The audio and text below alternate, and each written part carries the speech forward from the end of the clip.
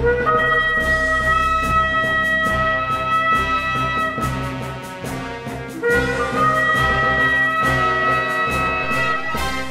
ancient Hebrew scriptures foretold of the Anointed One, Yeshua HaMashiach.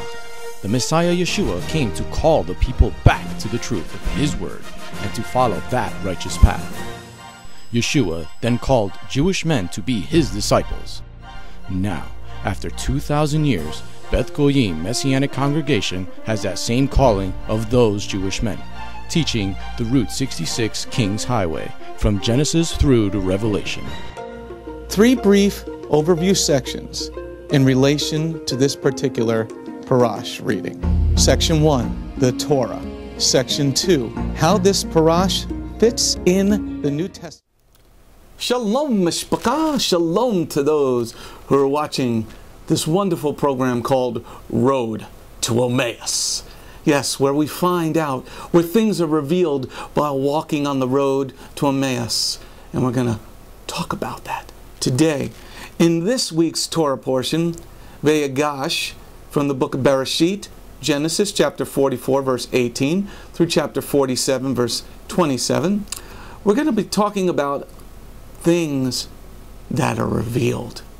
Revealed, something can be plain as a nose on your face, and this is a pretty big nose, revealed on your face, and you never knew it.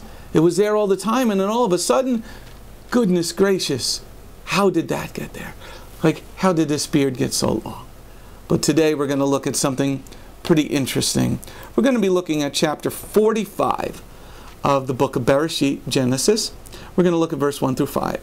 At last Yoseph could no longer control his feelings in front of his attendants and cried, "Get everybody away from me." So no one else was with him. When Yoseph revealed to his brothers who he was, he wept aloud, and the Egyptians heard, and Pharaoh's household heard. Yoseph said to his brothers, "I am Yoseph. It is true that my father is still alive?" His brothers couldn't answer him. They were so dumbfounded at seeing him. Yoseph said to his brothers, "Please come closer." And they came closer. He said, "I am Yoseph, your brother, whom you sold into Egypt.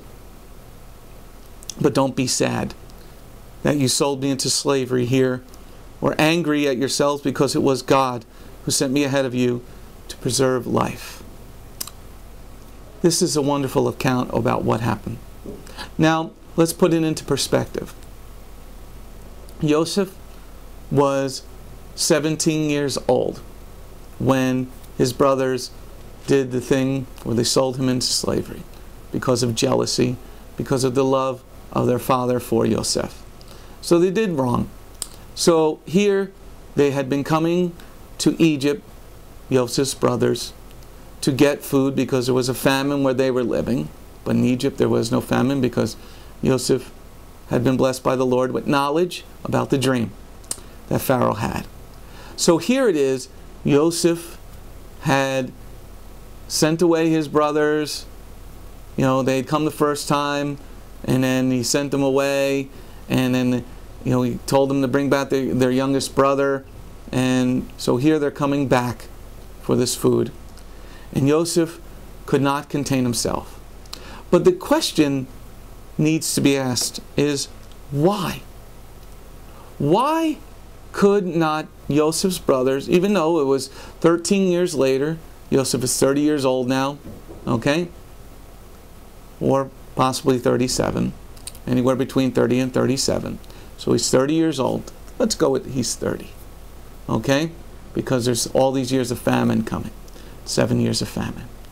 So here it was that why could not Joseph's brothers see who he was? Well, in Egypt, because Yosef was living as an Egyptian and he was second in command, only Pharaoh was above him, he would have looked Egyptian. How would he have looked Egyptian? Because, he had a beard and hair. And, no.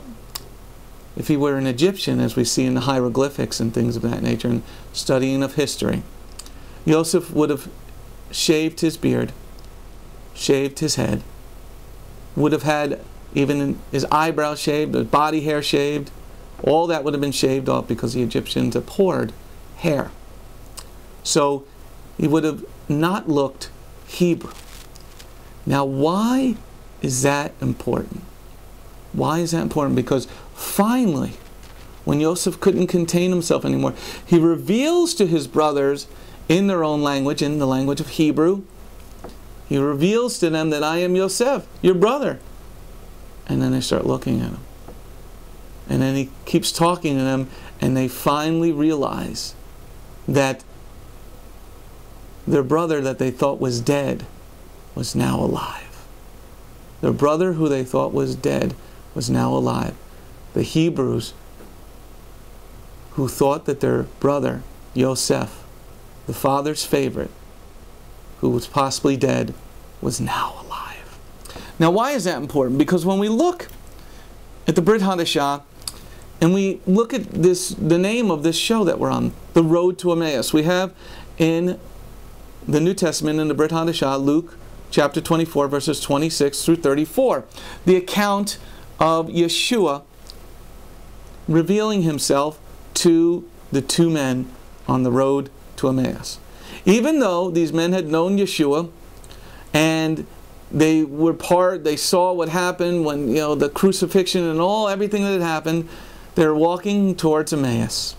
And here Yeshua was asking them what went on, and they were like, you don't know what went on? So here it was, they're walking, and Yeshua explained that all these things that happened to what he was saying to the Messiah, he explained it to the prophets, the Tanakh, the whole, everything.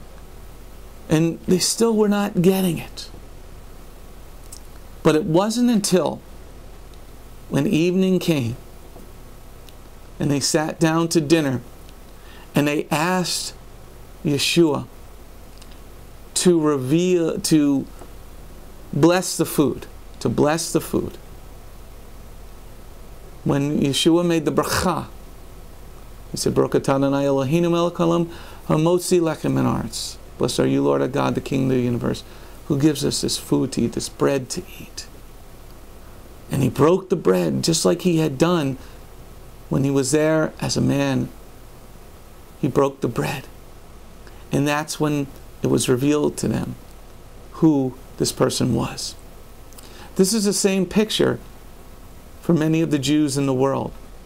This is why we have to present to those unsaved Jews and to anybody, but specifically to unsaved Jews, a Jewish Messiah. Not a Messiah who follows Romanized, Westernized teachings, man-made teachings. We must present a Messiah who keeps Torah, as we all should, as Yeshua did and still does. We need to present a Jewish Messiah, one who doesn't eat non-kosher food. So how do we present that? How do we reveal Messiah to these people? We should be walking in that same light. Walk like Messiah, talk like Messiah, be like Messiah, because he's the same always and forever. Well, I got about 20 seconds left. That's all I can get to in this week's Parash. If you'd like more, come to our website, bethgoim.org. That's BETHGOIIM.org.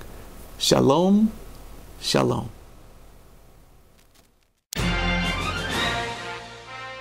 The Remnant's Call is a part of Beth Goim Messianic Congregation in Fairview, New Jersey, USA. Beth Goim is located right outside of New York City. Beth Goim is a congregation where Jew and Gentile worship Yeshua the Messiah as one people, following the Route 66 King's Highway, Genesis to Revelation, the only perfect word of Adonai. For more information on this end-time ministry and how you can get back to the proper roots of the faith and a closer walk with God, call 973-338-7800. That's 973-338-7800. Or check out our website, bethgoim.org. That's BETHGOYIM.org. Or houseofthenations.org. Be with us live on the Lord's Day, Shabbat, Saturday, 11 a.m. Eastern Standard Time for the sounding of the shofar and the Word of God in English and Spanish. You can also be with us live Tuesday evening at 7:15 p.m. Eastern Standard Time for Messianic Torah Time Bible Study. It's all free. Just click the on-air button. It is that simple. Remember, bethgoim.org or houseofthenations.org. 973-338-7800. 973-338-7800.